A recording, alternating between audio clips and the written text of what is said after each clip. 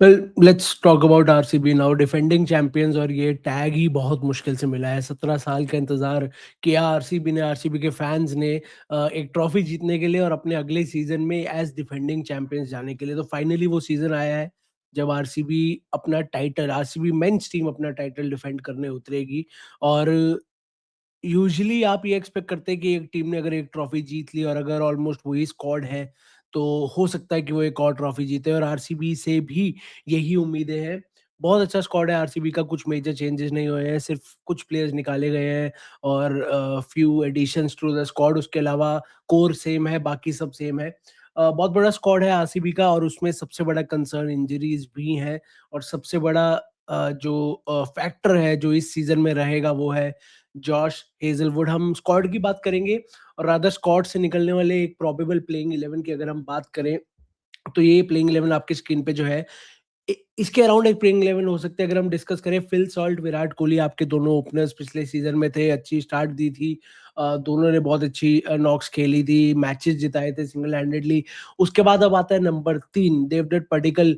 आपके लिए पिछले साल नंबर 3 पे खेले थे, कुछ इनिंग्स अच्छी खेली थी। स्ट्राइक रेट पे उनका सवाल जरूर उठता है, लेकिन कुछ मैचेस में उन्होंने, चाहे वो मुंबई के खिलाफ हो चाहे वो कोई और मैच हो, उन्होंने तेज रन जरूर मारे थे। लेकिन अब आरसीबी ने वेंकटेश अय्यर को भी ले लिया है। वेंकटेश अय्यर एक बहुत अच्छा प्रोस्पेक्ट है। पिछले साल भी आरसीबी उनके लिए गई थी, लेकिन बहुत बड़े मार्जिन से, बहुत बड़े अमाउंट में वो किसी और टीम में चले गए थे। इस बार उतने बड़े अमाउंट में तो नहीं आए, लेकिन आरसीबी ने उनको फाइनली अपने स्क्वाड में ले लिया है, तो वो एक बहुत इंपॉर्टेंट खिलाड़ी है। अब सवाल ये उठता है कि क्या आप वेंकटेश अय्यर को खिलाएंगे या आप देवदत्त पडिक्कल को खिलाएंगे। ये चीज क्वेश्चन मार्क के साथ आ रही है, और ये ऑब्वियसली आंसर होगी पहले गेम में। आरसीबी जिस कॉम्बिनेशन के साथ जाएगा, स्टार्ट करेगा सीजन को, तो आपको आइडिया लग जाएगा कि यार शायद ये टीम इस वक्त पे ये सोच रही है। नंबर 4 पे आपके कप्तान रजत पाटीदार, उनकी जगह फिक्स है। नंबर 5 टिम डेविड, आपके पिछले सीजन खेला, कुछ मैचेस अच्छे भी खेले, लेकिन जेकब बेथल जो पिछले सीजन भी आपके साथ थे, लेकिन अब जो सेमीफाइनल हुआ है ना इंडिया और इंग्लैंड का, उसके बाद बहुत सवाल उठने शुरू हो गए हैं। बहुत फैंस कहने शुरू हो गए यार खिलाओ यार। जिस तरीके की इनिंग्स बेथल ने खेली, हालांकि अपनी टीम को जिता नहीं पाए, लेकिन बहुत फ्रीक इनिंग्स थी, और ये दिखाया कि वो क्या कर सकते हैं टी20 में। बहुत छोटी एज के हैं, 20-22 साल के हैं, और तीनों फॉर्मेट में एक सेंचुरी है उनकी इंटरनेशनल क्रिकेट में, और बहुत टैलेंटेड प्लेयर है, फ्यूचर है इंग्लैंड क्रिकेट का।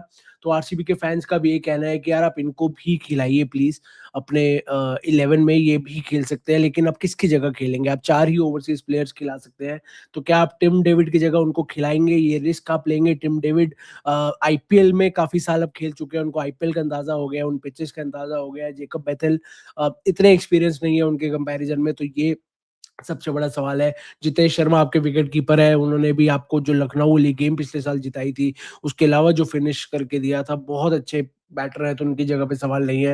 रोमारियो शेफर्ड एक और ओवरसीज प्लेयर, क्या आप इनकी जगह जेकब बेथल को खिलाएंगे?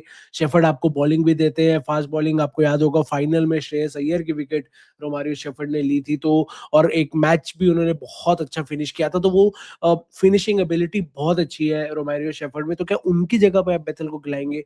कृणाल पांडे आपके स्पिनर हैं, भुवनेश्वर कुमार आपके बॉलर हैं। अब उसके नीचे जो आप दो नाम देख रहे हैं ना, जेकब डफी और मंगेश यादव, ये दो नाम आपके लिए थोड़े नए होंगे, इन द सेंस आप जेकब डफी का तो नाम खैर आप जानते होंगे, वो इंटरनेशनल क्रिकेट खेल चुके हैं। मंगेश यादव आपके लिए नया नाम होगा। अब ये दो नाम यहाँ पे क्यों है?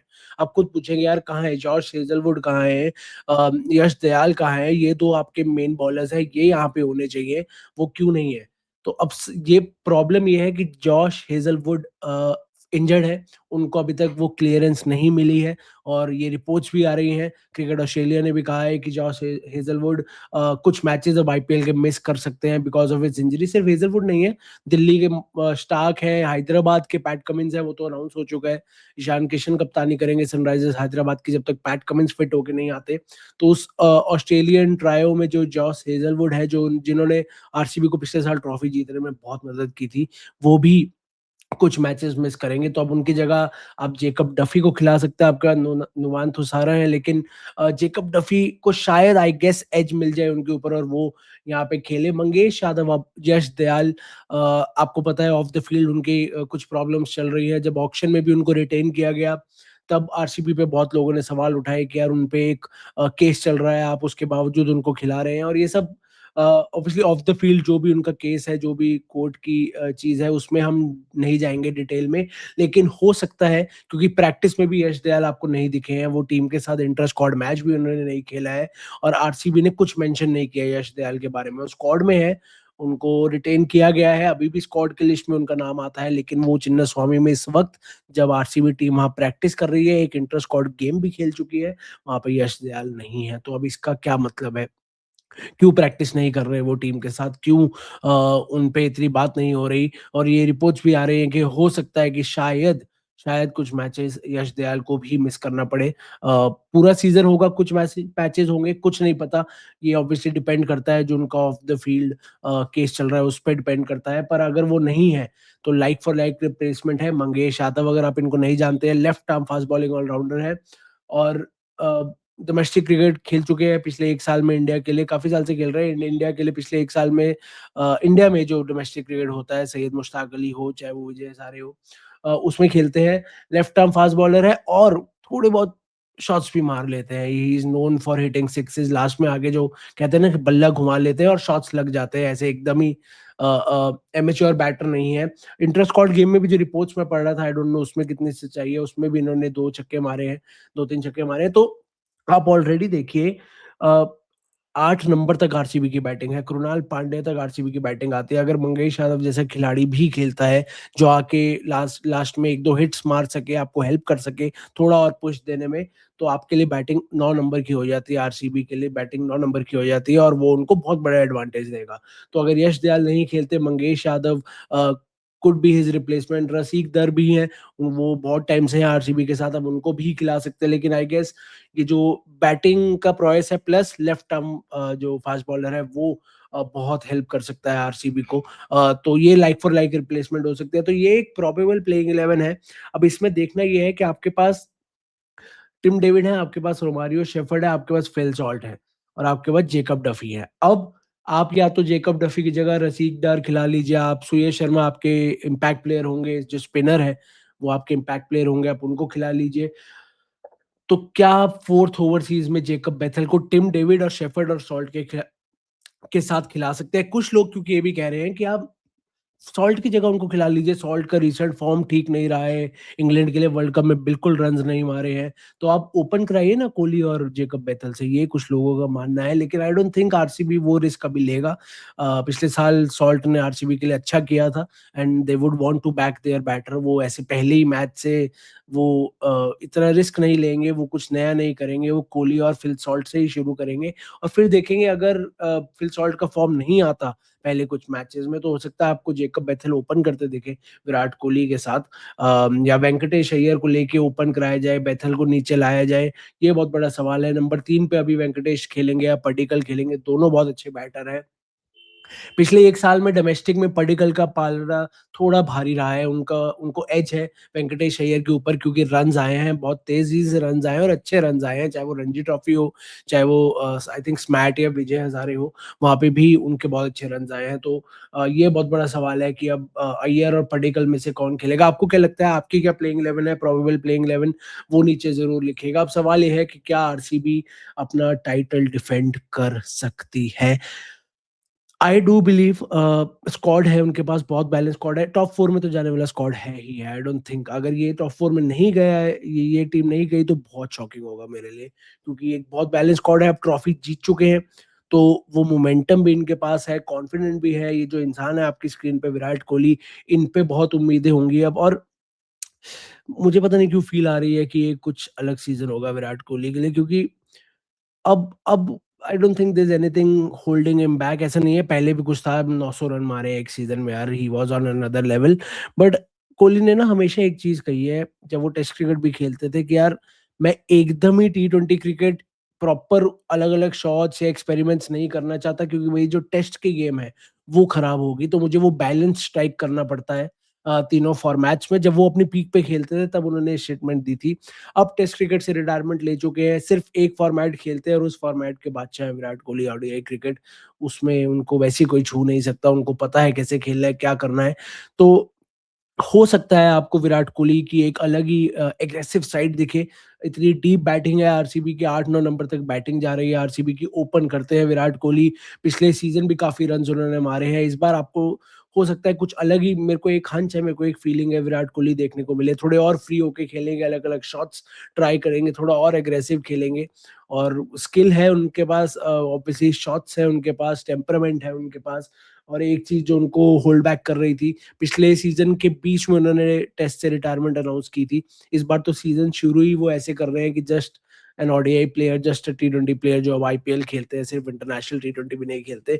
तो कोई इनोवेशंस नहीं होंगी विराट कोहली के अंदर। हो सकता है आपको एक अलग ही विराट कोहली देखने को मिले। आरसीबी फैंस तो यही उम्मीद कर रहे होंगे। विराट कोहली फैंस जो चाहे कोई और आईपीएल टीम को सपोर्ट करते हो, वो भी ये होप कर रहे होंगे कि यार एक बहुत अच्छा सीजन जाए विराट कोहली के लिए भी, और वो रन्स मारे, काफ़ी रन्स मारे, अच्छी इनिंग्स देखने को मिले उनसे। और मुझे फ़ील आ रही है पिछला सीज़न बहुत अच्छा था यार आरसीबी के लिए। अ, अपनी सारी अवे गेम्स जीती थी आरसीबी ने, the only team to do that. अपने घर से जो 7 की 7 अवे गेम्स आरसीबी ने खेली थी, वो 7 की 7 जीती थी। और मैं उनमें से काफ़ी गेम्स कवर की थी। मैंने पिछले आईपीएल में काफ़ी ट्रैवल किया था, मैं चिन्नास्वामी भी गया था। आरसीबी के लिए गेम वानखेड़े भी गया था मैं आरसीबी की गेम के लिए। Final final I don't think I can ever forget वो 3 जून को जो शाम रात जब आरसीबी ने फाइनल खेला, उसके मैच के पहले की जो हाइप थी, चाहे वो 2 दिन पहले से हो, मैच के बाद की जो सेलिब्रेशन थी, I also went to the team hotel, उसके बाहर इतने लोग थे, that was a different atmosphere. आपको इस चैनल पे वो वीडियो दिखेगी, मैंने रॉ अनएडिटेड सिर्फ सिर्फ लोगों की भीड़ की वीडियो निकाली है जो अहमदाबाद स्टेडियम के बाहर थे। मैं वहाँ पे ऊपर एक टॉप एंगल से जितने फैन्स आए थे और जिस तरीके से चीयर कर रहे थे, उसकी वीडियो निकाली है। और वो 3 जून को अहमदाबाद स्टेडियम के बाहर एक अलग ही वाइब थी। और जो सपोर्ट आरसीबी को हमेशा होता है, और पिछले साल तो उन्होंने उस सपोर्ट पे ट्रॉफी भी ला के दी अपने फैंस को। तो बहुत अच्छा सीज़न था आरसीबी के लिए। Obviously after the season ended कुछ ऐसा हुआ जो नहीं होना चाहिए था, जो एक एक एक बहुत अनफॉर्च्यूनेट इवेंट था। जो सेलिब्रेशंस के दौरान बेंगलुरु में हुआ, उसको लेके, स्टेडियम को लेके भी सवाल उठे इस साल के मैचेस होने चाहिए या नहीं होने चाहिए। बट अब क्लियरेंस मिल गई है। 7 में से 5 मैच आरसीबी की होम गेम्स चिन्नास्वामी में होंगी और 2 गेम्स रायपुर में होंगी। अब ये मुझे एडवांटेज लग रहा है आरसीबी के लिए, क्योंकि RCB in Chinnaswamy is not a good idea, is never a good idea, क्योंकि फैन बेस तो बहुत है, स्टेडियम तो बहुत ही अलग एटमॉस्फेयर में होता है, लेकिन वो ग्राउंड टीम को रास नहीं आता, क्योंकि उस ग्राउंड में बहुत रन्स खाती है आरसीबी, मैचेस हारती है। पिछले साल 7 की 7 अवे गेम्स जीती थी, जो हारे थे वो अपने घर पे ही हारे थे सिर्फ। और इस बार जो 2 रायपुर में मैचेस हैं, रायपुर की बहुत ट्रू विकेट होती है, बहुत अच्छे रन्स आते हैं उसमें, तो आरसीबी के बैटर्स वो प्रेफर करेंगे। चिन्नास्वामी में बाउंड्रीज भी छोटी हैं, तो आरसीबी खुद भी जितने रन मार ले, वो रन्स खाती भी बहुत है चिन्नास्वामी में। तो 5 गेम्स चिन्नास्वामी में, 2 रायपुर में, बाकी ऑब्वियसली उनकी 7 की 7 अवे गेम्स। अभी सिर्फ पहले 20 मैचेस का जो शेड्यूल है वो आया है। अब इसके बाद पूरे आईपीएल का आएगा। And I will be covering some RCB games from the stadium. मैं स्टेडियम जाऊँगा, आरसीबी गेम्स कवर करने, वहाँ से आपके लिए बाहर का माहौल लाऊँगा, अपडेट्स लाऊँगा। और सारी जो भी बिहाइंड द सीन्स होते हैं एक आरसीबी गेम से पहले या कोई भी आईपीएल गेम से पहले, और भी मैचेस मैं कवर करूँगा आईपीएल के इस साल। आपके लिए सारी बिहाइंड द सीन विजुअल्स लाऊँगा, सब अपडेट्स लाऊँगा। आपको क्या करना है, आपको चैनल को सब्सक्राइब करना है, और आरसीबी की प्रोबेबल प्लेइंग 11 आपके हिसाब से जो हो सकती है वो भी नीचे कमेंट सेक्शन में ज़रूर लिख दिएगा। और देखते हैं क्या आरसीबी टाइटल को डिफेंड कर पाएगी। आपके क्या थॉट्स हैं इसको लेके? क्या आरसीबी टाइटल को डिफेंड कर पाएगी या नहीं कर पाएगी? वो भी नीचे कमेंट सेक्शन में ज़रूर लिखिएगा। चैनल को सब्सक्राइब करिए, वीडियो को लाइक कर दीजिए, शेयर कर दीजिए। और इंस्टाग्राम पे अगर आप फॉलो नहीं करते हैं, वहाँ पे तो बहुत इंटरेक्शन होती है वहाँ पे। जितने भी मैं ट्रैवल करता हूँ, मैचेस कवर करता हूँ, स्टोरीज आती हैं, बिहाइंड द सीन विजुअल्स आते हैं, आपके लिए अपडेट्स आती है, क्विक अपडेट्स आती है ऑन ग्राउंड से। तो ये स्कैनर है, यहाँ पे आप स्कैन करेंगे, आप मेरे इंस्टाग्राम पे जाएंगे, वहाँ पे ज़रूर फॉलो करिए और ब्रॉडकास्ट चैनल को ज्वाइन करिए। वहाँ पे भी बहुत जल्दी अपडेट्स आती है, वहाँ पे मैं सारे विजुअल्स डालता हूँ, अपडेट्स डालता हूँ और पोल्स करता हूँ। वहाँ पे आपको इंटरैक्ट करने में मज़ा ज़रूर आएगा। तो आरसीबी की जो भी प्रेडिक्शन है नीचे ज़रूर लिख देगा। आई विल सी यू और किसी टीम के प्रीव्यू के साथ। And when the IPL starts, I'll be on the road, I'll be traveling, I'll be covering, and you'll get all the updates from the ground itself. तो उसके लिए subscribe करना बिल्कुल ना भूलिएगा।